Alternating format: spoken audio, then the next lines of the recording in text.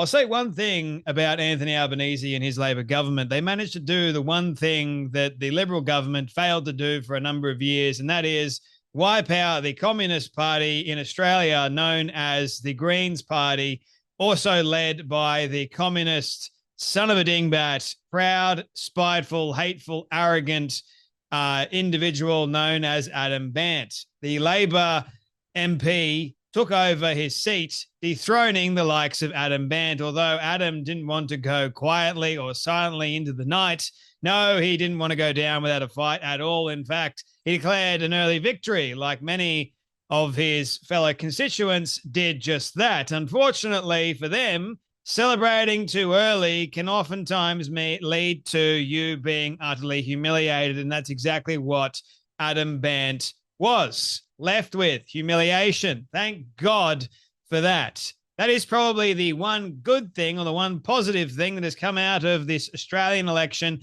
is how Anthony Albanese's Labor government successfully managed to dethrone and really destroy the Greens Party, known as the Communist Radical Party of Australia. I think that is absolutely glorious and brilliant. Now, before we continue, I want to correct the mistake that I made in one of the last videos that I did. I accidentally got confused about the voting numbers. So I believe that I said 21 million people voted, which is not true. It's not factually correct. And I want to be known as someone with credibility. So I want to correct that.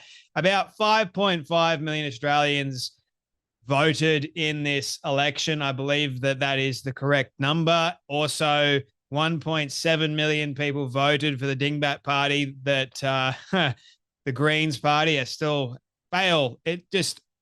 My brain is trying to work out how 1.7 million Australians decided to vote for this dingbat and his party. Like, it is truly outrageous that we've got 1.7 million Australians that actually believe in communism and want to destroy Australia as a whole. Like, honestly, those 1.7 million Australians that voted for the Greens Party should not even be citizens of Australia. If you're voting for the radical party that actually supports terror, you should not be in this country. Thank you very much. So, yes, I wanted to correct that little mistake that I made. So thank you to those that pointed it out to me. At the time when I was recording, it didn't really hit me that we have children and people that are underage in the population of Australia. I think it's only 27 million or something along those lines. So, yes, it was a very low turnout compared to other years. We had 77% or 70-something percent of people that actually did vote. And the ones that didn't vote, I still think that a vast majority of the people that didn't vote and ended up getting fined could still support or fund the Labor and Liberal campaigns for all of their costings, believe it or not. Because otherwise, how else would the Labor and Liberal be able to afford all of their costings and their promotional material, right? It's kind of like, aside from taxing us to literal oblivion, where else aside from the donations as well, but also I think fining people. Yeah. If you don't vote on election day, guess what? You get a nice surprise. I don't even think that it's that much. I can't remember how much the fine is. It might be $20 or something along those lines. Someone told me about that. But anyway, getting on to Adam Bandt. I am so glad that he is officially done. No more of Adam Bandt, the hateful, spiteful weasel that is very similar, if not worse, to Anthony Albanese. So a few days ago, Adam Bandt thought he'd win. He strode into this election with a smug confidence of a man who'd spent years lecturing Australians about their moral failings. This is Adam Bandt. Certain that this time again, the country would embrace his vision. Instead, voters delivered a brutal reality check, not just to the Greens, but to old mate personally. In a humiliation that should end any serious discussion of his leadership, Bandt lost more primary votes than any other Greens MP. Let that sink in. And this is in good old woke Melbourne. His particular area is probably one of the most wokest parts in Melbourne. And still, they chose to reject him. Let that sink in for just a moment. Our party's very own leader. This is according to the parody, Australia's Greens parody. Our party's very own leader, the face of our movement, hemorrhaged more support in his own electorate than any other of his colleagues. What does it say about a leader when even his base is quietly walking away? Bandt's failings are the inevitable results of a politician who prioritizes performative outrage over real solutions. Take housing. While Australians suffocated under soaring rents and impossible mortgages, Bandt voted against Labor's Housing Australia Future Fund, not because it wouldn't help, but because it didn't meet his ideological purity test. 30,000 social and affordable homes weren't built because of him. Better to let renters suffer than to take a win that wasn't perfect. Then there's Melbourne, the city he helped turn into a case study in urban decay.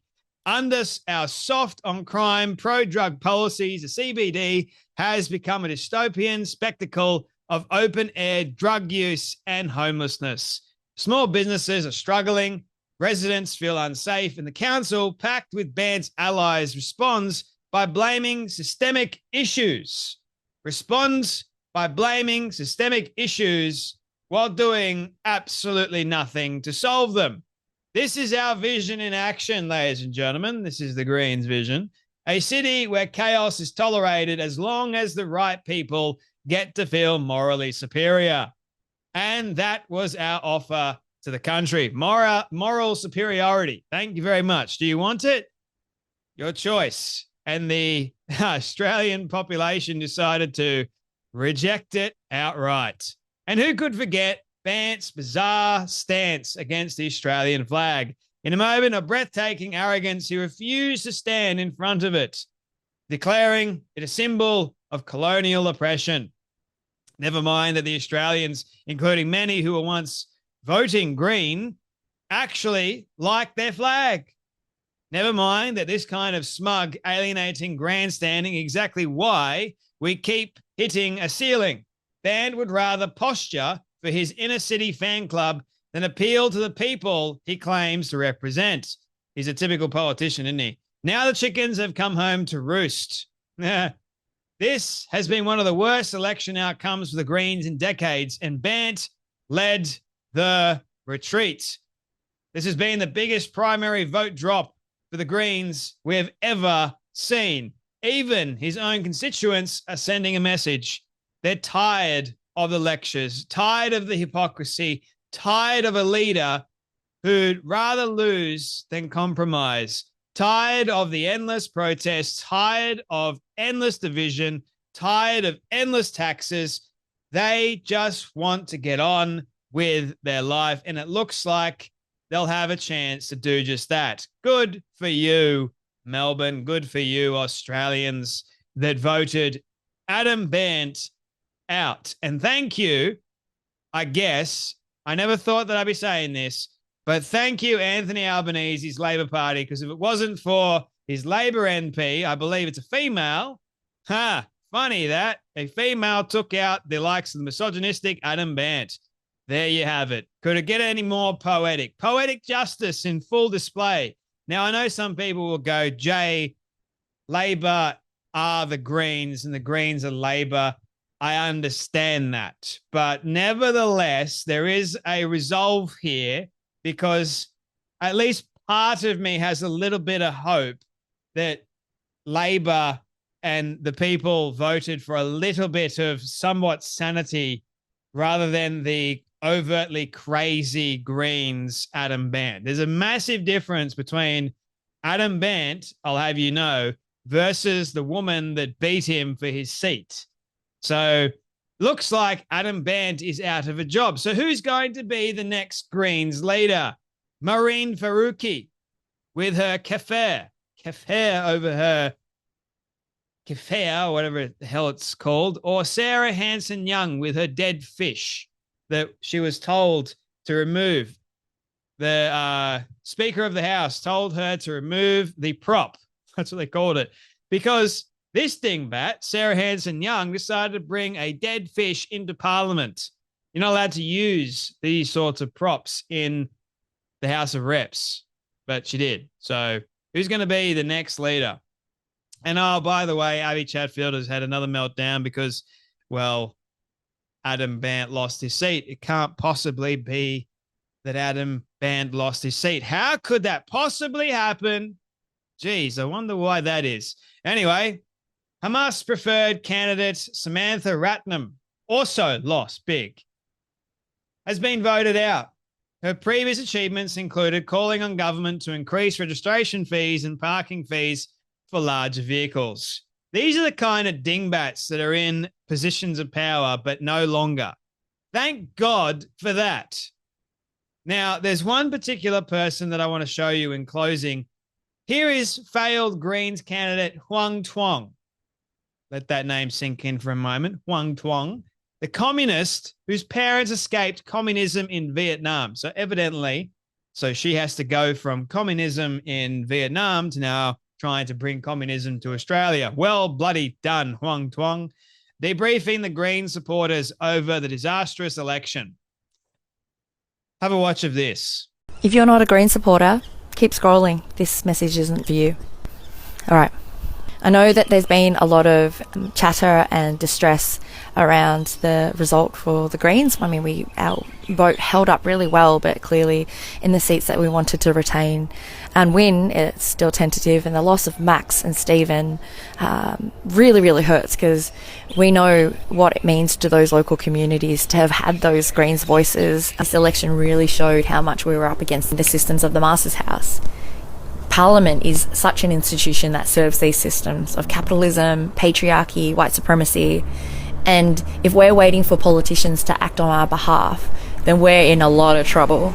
And I know from being out here for the last 18 months, consistently campaigning out in communities of Fraser, there's a lot of us who aren't waiting. Community is out there. We just need more connection across communities and within them. Palestinians won't give up. That much is clear. So neither should we. The communities that are hurting from the fatal shooting by the cops of a young 35-year-old homeless Somali man, those communities won't quit, and neither should we. We need to metabolise this distress through community organising. Yes, let's take the time and pick through the numbers and see if we can work out what helped us get swings and what would help us win the election next time. But don't forget, as my sisters Hannah Thomas, Rima Naji, Maureen Faruqi have reminded us, change doesn't happen inside the parliament as much as it does in the streets. So I'll see you in the streets. Well, firstly, I didn't stop scrolling. I kept watching, because what you said is utterly outrageous. And how is it that a woman who's your parents, you just have to listen to any of the stories your parents have about the communist Vietnam to know why it doesn't work, but why do you want to bring it to this country? You think you can make a change? Geez, lots of people have been telling me or asking me, Jay, you should get into politics. You'd be very, very good at it. And I'm going, hell no, because then I'll have to deal with these kind of dingbats. And I'm sick and tired of having to listen to them. I probably blow a gasket. I think more can be done by actually using your voice rather than jumping into a position with all the corruption and then you're just trying to fight your way out of the corruption. But I don't know what's the future for me. I personally can't stand politics. But anyway, the short version is comrades got smashed. This is Australian Greens, a parody account, which basically they make a mockery of the Greens, if you weren't already aware of that. Our comrades got smashed. Grieve fast, then get angry. Free Palestine isn't a slogan. It's a war cry. We don't stop. Get angry at racist police for killing the Somalian terrorists who lunged at them with a knife. Yes, we can't forget about that story, because the mainstream media painted it like, oh, the Somalian that was shot dead by police, he did nothing wrong. Just, we'll forget the fact that he charged at them with a knife. Nah, can't actually tell that bit of the story. That's kind of important. Capitalism won. Burn it down tomorrow so it can turn into the country my parents ran away from. The streets belong to us. See you there. Yep, the streets definitely belong to the Greens, right? That's exactly why they lost. Big time. Anyway, with that all being said, ladies and gentlemen, I am so thankful that the dingbats are out of power at the moment, and we can now truly celebrate. But we've got a long way to go because I guess Anthony Albanese is still in power, and we've got a long way to go to try and fix this country. But yeah, 3 more years under Anthony Albanese. Here we go. You guys take care, be blessed, and I'll see you all in the next video.